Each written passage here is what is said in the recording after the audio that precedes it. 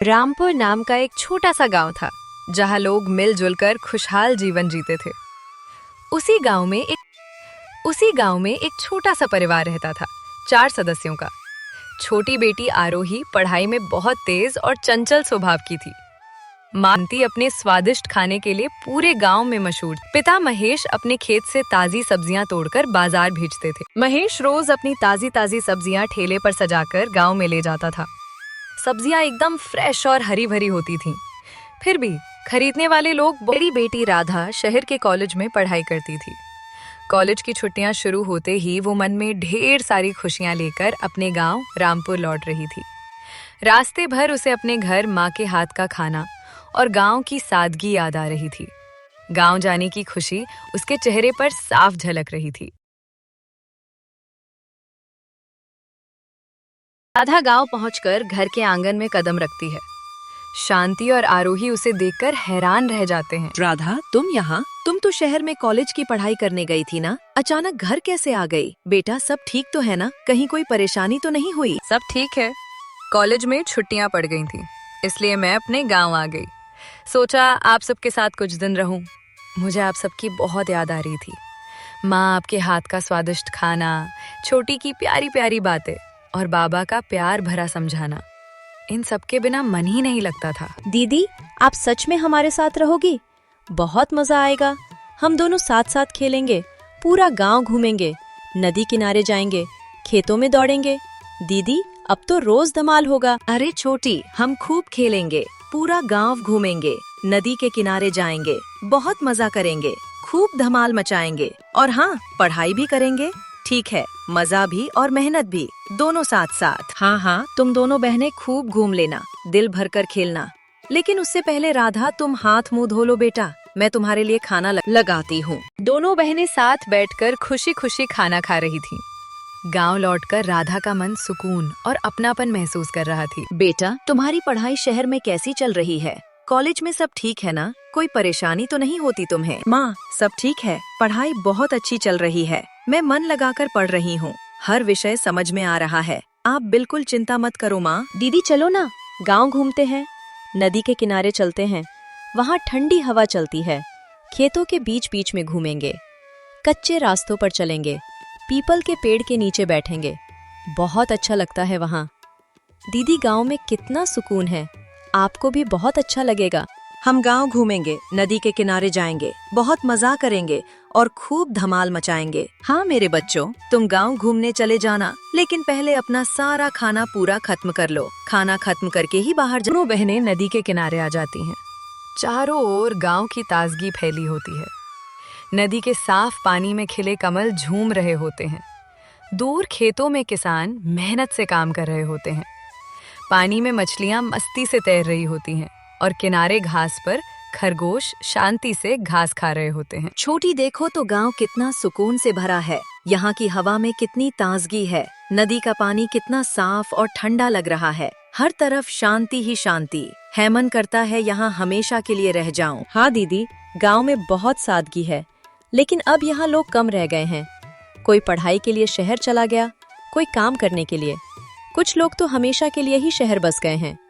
गांव में सब कुछ है, बस लोग ही धीरे धीरे कम होते जा रहे हैं। हाँ छोटी, मैंने भी देखा है, 2 साल पहले यहाँ कितनी चहल पहल हुआ करती थी, हर गली में आवाजें, हंसी और रौनक रहती थी। अब तो गांव में वो चहल पहल कहीं खो गई है, बस मकान और रास्ते रह गए हैं, लोग पता नहीं कहाँ चले गए हैं। गांव ज्यादातर शांत और सूना सा लगता है।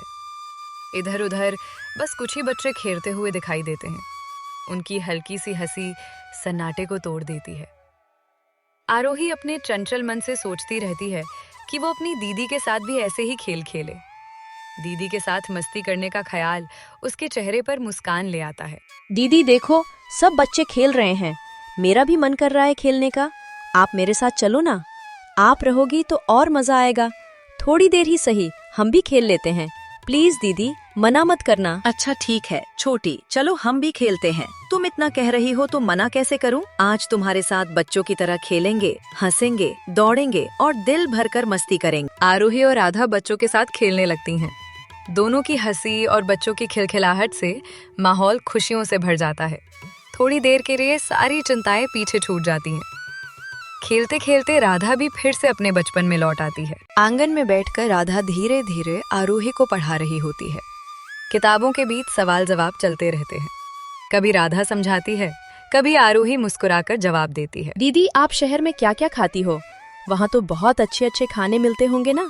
बड़े होटल होंगे, रोज कुछ नया खाने को मिलता होगा।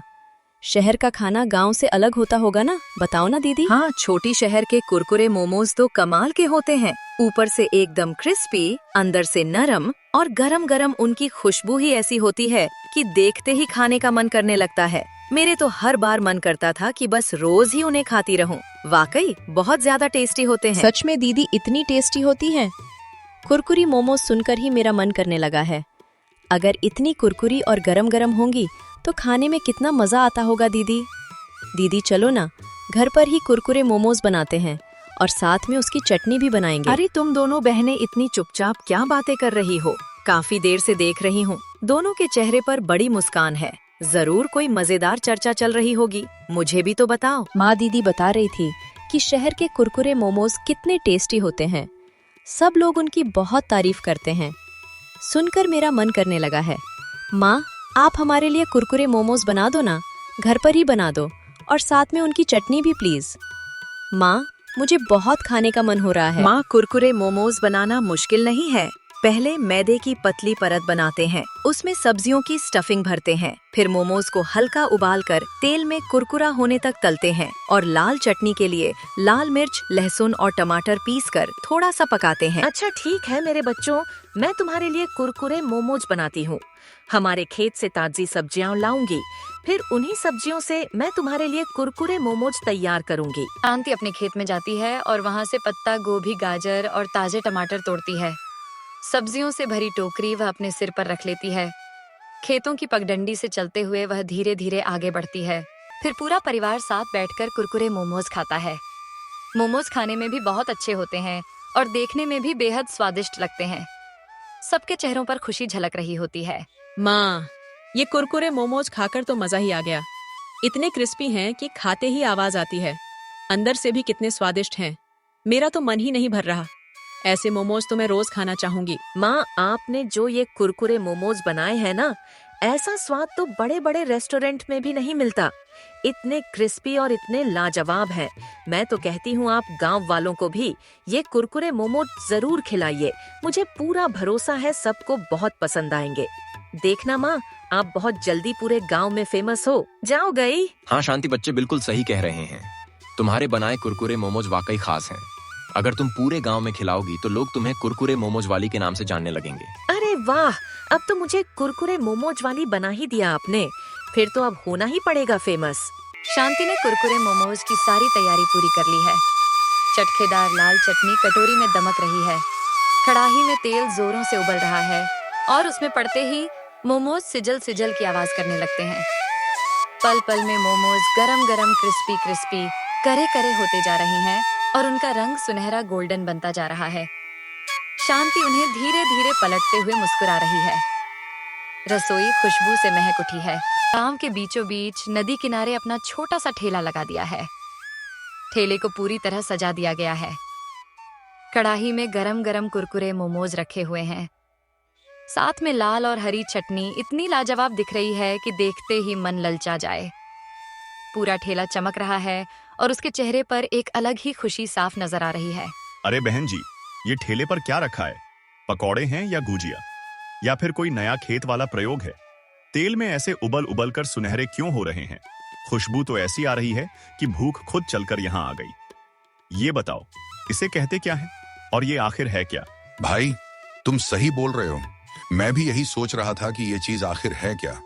दिखने में तो बड़ी ही अलग लग रही है। इनका आकार भी कुछ हटके सा है और जरा ध्यान से देखो तो कितनी कुरकुरी टाइप की लग रही है। अरे भैया, ये गोल गोल दिखने में जितने सीधे लगते हैं, खाने में उतने ही शरारती हैं। नाम है इनका कुरकुरे मोमोज। और हाँ, ये शहर की सबसे फेमस चीजों में से एक है।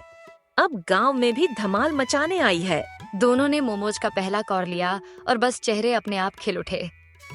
कड़क कड़क कुरकुरापन, अंदर से नरम और स्वाद से भरपूर।